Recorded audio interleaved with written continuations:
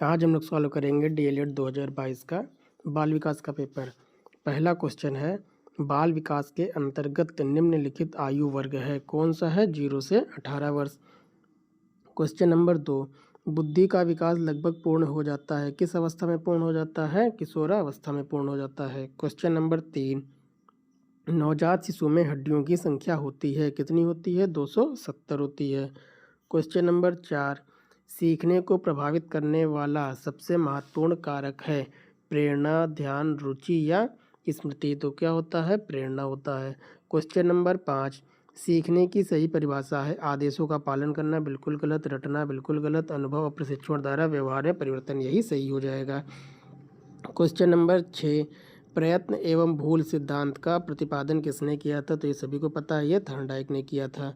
Question number 7, बालक के नैतिक विकास का तात्पर्य है उसके सामाजिक विकास, उसके शारीरिक विकास, उसके धार्मिक विकास या उसके चारित्रिक विकास, क्योंकि उसके चरित्र का विकास होता है। क्वेश्चन नंबर 8, निम्न में से कौन सा प्रकार मनोवैज्ञानिक है? बहिर्मुखी, सैद्धांतिक, भक्तिहीन या राजनीतिक? तो बहिर्मुखी उसका मनोवैज्ञानिक है। क्वेश्चन नंबर 9, आत्म केंद्रित व्यक्ति का व्यक्तित्व होता है, क्या होता है? अंतर्मुखी, क्योंकि आत्म केंद्रित से अपने बारे में सोचता है। क्वेश्चन नंबर 10, चिंतन के साधनों में से एक है संकेत, रटना, गुणों का विश्लेषण या सामान्यीकरण? तो क्या हो जाएगा? संकेत हो जाएगा। क्वेश्चन नंबर 11, बालक में अभिप्रेरणा उत्पन्न करने का प्रमुख स्रोत है उद्दीपक, रुचि, आवश्यकता या उपरोक्त सभी? तो क्या आ जाएगा? उपरोक्त सभी हो जाएगा। क्वेश्चन नंबर 12, स्मृति एक आदर्श पुनरावृत्ति है, यह कथन किसका है? तो यह कथन रॉस का है।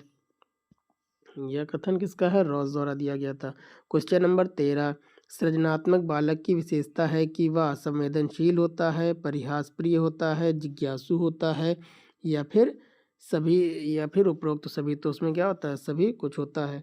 क्वेश्चन नंबर 14, संवेग का प्रकार नहीं है क्रोध, भय, ध्यान या प्रेम? तो ध्यान नहीं है। क्वेश्चन नंबर 15, फ्रॉइड के अनुसार आक्रामकता का कारण है उच्च अधिगम, उद्वेलन या जिज्ञासा या उपलब्धि प्रेरक? तो उद्वेलन होता है। क्वेश्चन नंबर 16, शिक्षक को बाल विकास का ज्ञान क्यों आवश्यक है? 2 कारण बताइए। शिक्षक को बाल विकास का ज्ञान इसलिए आवश्यक है ताकि वह बालक की आयु और अवस्था के अनुसार उसकी सीखने की क्षमता को समझ सके और व्यक्तिगत भिन्नताओं को पहचान कर प्रत्येक बच्चे के लिए उपयुक्त शिक्षण विधियों का प्रयोग कर सके। क्वेश्चन नंबर 17, शैशवावस्था की प्रमुख 2 विशेषताएं लिखिए। तो इसकी पहली विशेषता क्या है कि तीव्र शारीरिक और मानसिक विकास। इस अवस्था में क्या होता है कि तीव्र शारीरिक और मानसिक विकास होता है। जन्म से 5 वर्ष तक बहुत तेजी से विकास होता है। दूसरा क्या है? पर निर्भरता और आत्म प्रेम, जैसे शिशु अपनी मूलभूत आवश्यकताओं के लिए दूसरों पर निर्भर रहता है और उसका व्यवहार मुख्यतः आत्म केंद्रित होता है। क्वेश्चन नंबर 18, किशोरावस्था का क्या तात्पर्य है? किशोरावस्था वह काल है जो बाल्यावस्था की समाप्ति और प्रौढ़ावस्था के आरंभ के बीच में आता है, जो कि लगभग 12 से 18 वर्ष के बीच होता है। यह शारीरिक, मानसिक और सामाजिक परिवर्तन का संक्रमण काल है जिसमें पहचान निर्माण की प्रक्रिया मुख्य होती है। क्वेश्चन नंबर 19, समायोजन क्या है? समायोजन वह प्रक्रिया है जिसके द्वारा व्यक्ति अपनी आवश्यकताओं और वातावरण की मांगों के बीच संतुलन स्थापित करता है। यह व्यक्ति को प्रभावी ढंग से कार्य करने और संतोष प्राप्त करने में मदद करता है। क्वेश्चन नंबर 20, तर्क का क्या तात्पर्य है? तर्क तर्क वह चिंतन प्रक्रिया है जिसके द्वारा व्यक्ति किसी समस्या के समाधान के लिए तथ्यों और अनुभवों के आधार पर एक निश्चित निष्कर्ष पर पहुंचता है। यह उद्देश्यपूर्ण और क्रमबद्ध चिंतन होता है। क्वेश्चन नंबर 21, सामाजिक विकास क्या है? सामाजिक विकास वह प्रक्रिया है जिसके द्वारा बालक समाज के नियमों, मूल्यों, रीति रिवाजों और अपेक्षाओं को सीखता है और उनके अनुसार सामाजिक संबंध स्थापित कर एक अच्छा नागरिक बनता है। क्वेश्चन नंबर 22, व्यक्तित्व की कोई एक परिभाषा लिखिए। तो आलपोर्ट के अनुसार व्यक्तित्व व्यक्ति के भीतर उन मनोदैहिक तंत्रों का गत्यात्मक संगठन है जो वातावरण के साथ उसके अद्वितीय समायोजन को निर्धारित करता है। क्वेश्चन नंबर 23, आवाज़ में भारीपन किस अवस्था में आता है? तो आवाज़ में भारीपन किशोरावस्था में आता है। यह परिवर्तन लड़कों में अधिक स्पष्ट होता है, जिसे आवाज़ का टूटना भी कहते हैं, क्योंकि लड़कों की आवाज़ क्या होती है? भारी हो जाती है। लड़कियों की पिच क्या होती है? हाई होती है, जिसकी वजह से उनकी पतली आवाज़ होती है। क्वेश्चन नंबर 24, अधिगम का अर्थ स्पष्ट कीजिए। अधिगम या सीखना वह प्रक्रिया है जिसके द्वारा अभ्यास और अनुभव के परिणाम स्वरूप व्यक्ति के व्यवहार में अपेक्षाकृत स्थायी परिवर्तन आता है। यह एक सतत और जीवन पर्यंत चलने वाली प्रक्रिया है। क्वेश्चन नंबर 25, कल्पना से आप क्या समझते हैं? कल्पना एक मानसिक प्रक्रिया है जिसमें व्यक्ति पूर्व अनुभवों को एक नए तरीके से संयोजित करके नई प्रतिमाओं या विचारों का निर्माण करता है। यह रचनात्मक और भविष्योन्मुखी होती है।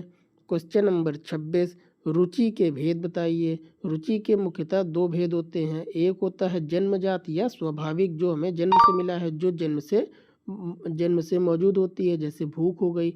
दूसरा क्या है? अर्जित रुचि, जो हमने अर्जित की है, जिसे व्यक्ति वातावरण और अनुभव से सीखता है, जैसे संगीत हो गया या खेल में रुचि। क्वेश्चन नंबर 27, बुद्धि परीक्षण कितने प्रकार के होते हैं? बुद्धि परीक्षण को मुख्य रूप से दो प्रकार में बांटा गया है। पहला व्यक्तिगत और दूसरा सामूहिक। व्यक्तिगत और सामूहिक तथा शाब्दिक और अशाब्दिक के रूप में इसको बांटा गया है। क्वेश्चन नंबर 28, अमूर्त अमूर्त बुद्धि से आप क्या समझते हैं?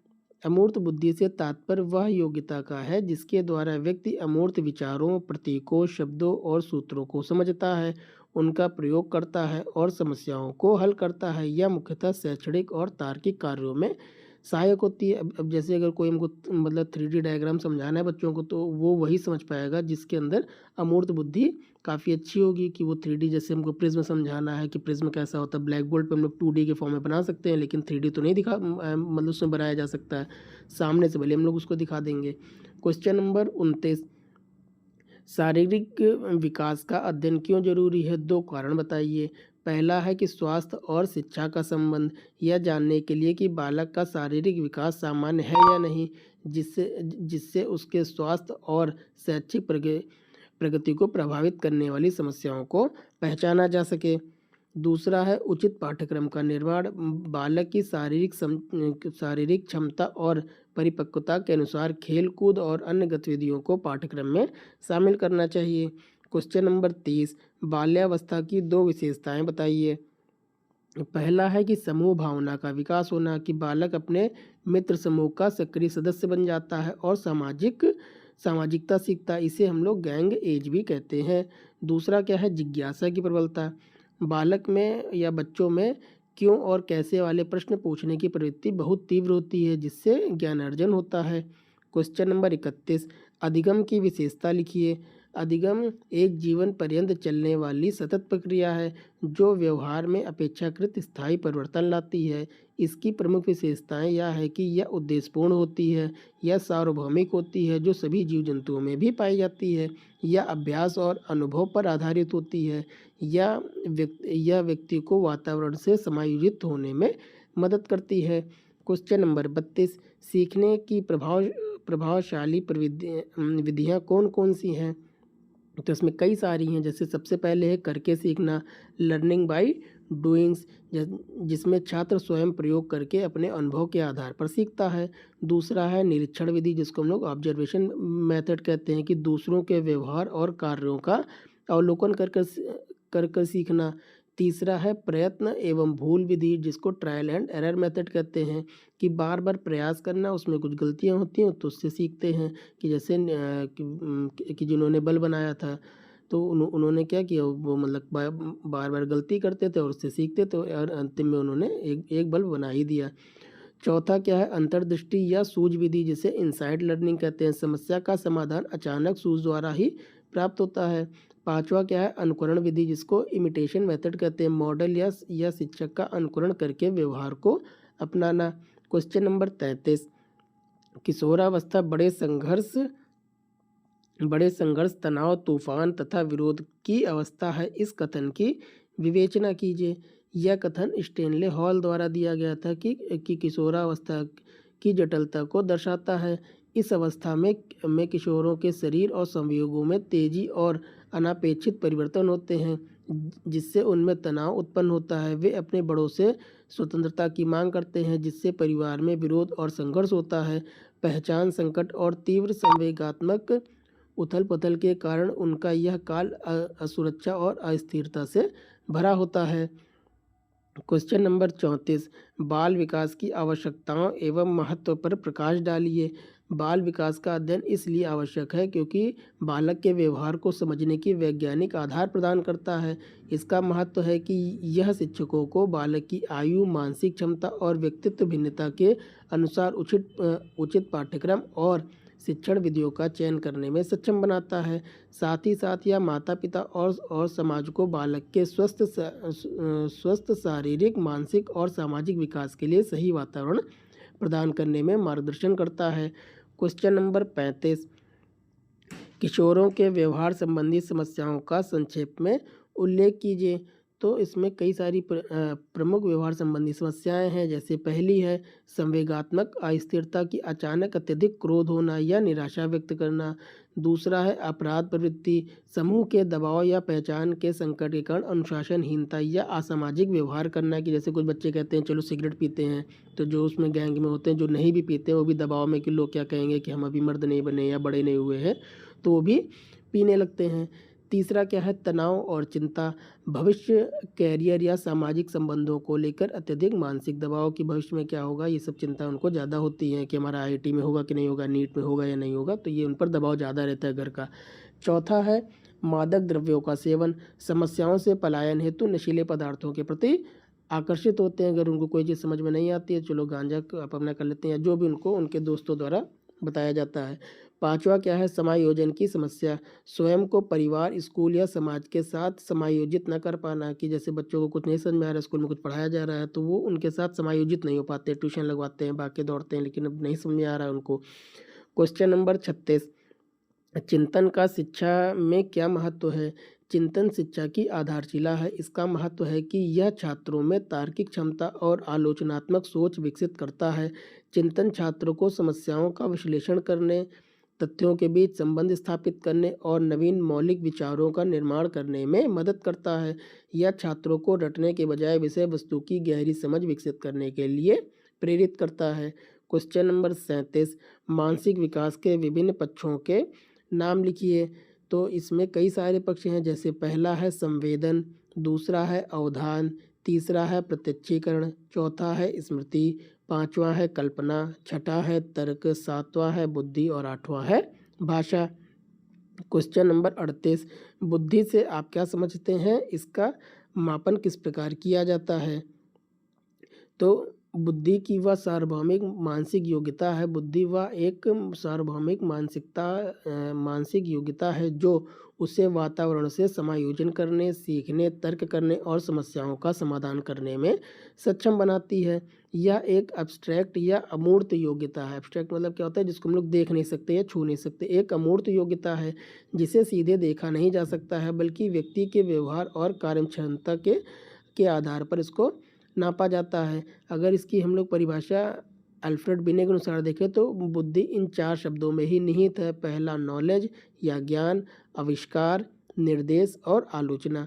अब इसका हम लोग मापन कैसे करते हैं, तो मापन करने का सीधा सा एक फार्मूला है, बुद्धि परीक्षण बराबर IQ बराबर MA/CA। MA होता है मेंटल एज, अपॉन CA क्या होता है, जो उसकी प्रेजेंट एज होती है, करंट एज होती है, गुणे 100 कर दिया जाता है। तो इसी को हम लोग यहाँ इसी सूत्र से हम लोग इसको निकाल लेते हैं।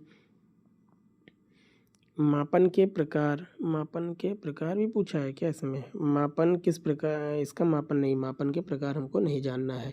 क्वेश्चन नंबर 39 कह रहा है कि व्यक्तित्व मापन की कौन कौन सी विधियां हैं, किसी एक विधि का वर्णन कीजिए। तो व्यक्तित्व मापन को मुख्य रूप से 3 श्रेणियों में बांटा जाता है। पहला है आत्मनिष्ठ या व्यक्तिनिष्ठ विधियाँ। इसमें कौन कौन सी आती हैं, इसमें आता है आत्मकथा विधि, साक्षात्कार विधि, प्रश्नावली विधि या जीवन वृत्त विधि। दूसरा कौन सा है वस्तुनिष्ठ विधियाँ। इसमें कौन सा आता है रेटिंग स्केल विधि, नियंत्रण निरीक्षण। तीसरा समाज मिति विधि और परिस्थिति जन्य परीक्षण आता है इसमें। फिर तीसरा कौन सा है प्रक्षेपी विधियाँ जिसको प्रोजेक्टिव मेथड कहते हैं, इसमें कौन कौन से आते हैं? रोसा स्याही, डब्बा परीक्षण, विषय आत्मबोधन परीक्षण, बाल अंतर्बोध परीक्षण और शब्द साहचर्य परीक्षण। अब एक का हमको इसमें क्या करना है, एक का वर्णन करना है, तो इसमें हम लोग सबसे ज़्यादा रोसा स्याही डब्बा परीक्षण का हम लोग कर लेते हैं। तो इसका प्रतिपादन किसने किया था, या मतलब ये वाला परीक्षण किसने दिया था? तो हरमन रोशा ने दिया था। इसका उद्देश्य क्या था? व्यक्ति के अचेतन मन की इच्छाओं, भावनाओं और संघर्षों को जानना था। अब इसकी प्रक्रिया क्या है कि इस परीक्षण में 10 स्याही के धब्बों वाले कार्ड का प्रयोग किया जाता है, जिसमें 5 रंगीन होते हैं, 5 काले होते हैं और सफ़ेद होते हैं। व्यक्ति से पूछा जाता है कि वह इन अमूर्त धब्बों में क्या देखता है। तो इसका निष्कर्ष क्या रहता है कि व्यक्ति धब्बे पर जो प्रक्षेपण करता है उसका विश्लेषण उसके द्वारा उसके व्यक्तित्व के गहरे पहलुओं जैसे उसका संवेग, कल्पना, समायोजन का पता लगाया जा सकता है कि वो क्या सोचता है, उसके कैसे विचार हैं। क्वेश्चन नंबर 40, वंशानुक्रम के नियमों का वर्णन कीजिए। वंशानुक्रम उन शारीरिक और मानसिक गुणों के हस्तांतरण को संदर्भित करता है जो बच्चों को अपने माता पिता से जीन्स के माध्यम से विरासत में उनको मिले हुए हैं। तो इनके कौन कौन से नियम है? पहला क्या है? समानता का नियम। इस नियम के अनुसार क्या होता है कि जैसे माता पिता होते हैं वैसे ही उनकी संतान होती है, अर्थात समान माता पिता से समान संतान उत्पन्न होने की संभावना सबसे अधिक होती है। जैसे गोरे माता पिता की संतानें अक्सर गोरी होती हैं और बुद्धिमान माता पिता की संतानें प्रायः बुद्धिमान होती हैं।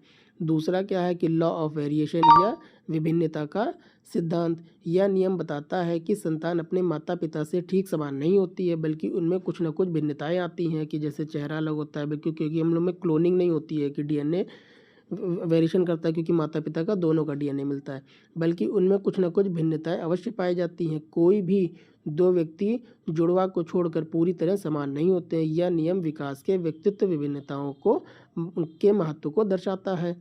तीसरा क्या है? प्रत्यागमन का नियम की लॉ ऑफ रिग्रेशन। यह नियम विभिन्नता के नियम का पूरक है। इसके अनुसार जब माता पिता अपने सामान्य गुणों के विपरीत या श्रेष्ठ गुणों से युक्त होते हैं तो उनकी संतान में निम्न या सामान्य गुण प्रकट होने की प्रवृत्ति होती है।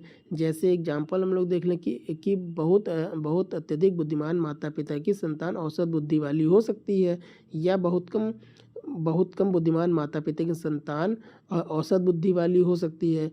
ये इसका अर्थ है कि मतलब गुण सामान्य स्तर पर लौटने का प्रयास करते हैं। कि अब जैसे कि मतलब अगर मान लीजिए कोई अगर बहुत बुद्धिमान आदमी, जैसे होमी जहांगीर भाभा के बेटे उतने महान नहीं बन पाए जितने कि होमी जहांगीर भाभा थे।